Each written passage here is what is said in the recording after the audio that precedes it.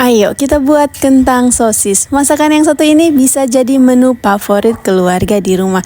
Anak-anak pasti suka dan cara buatnya juga gampang.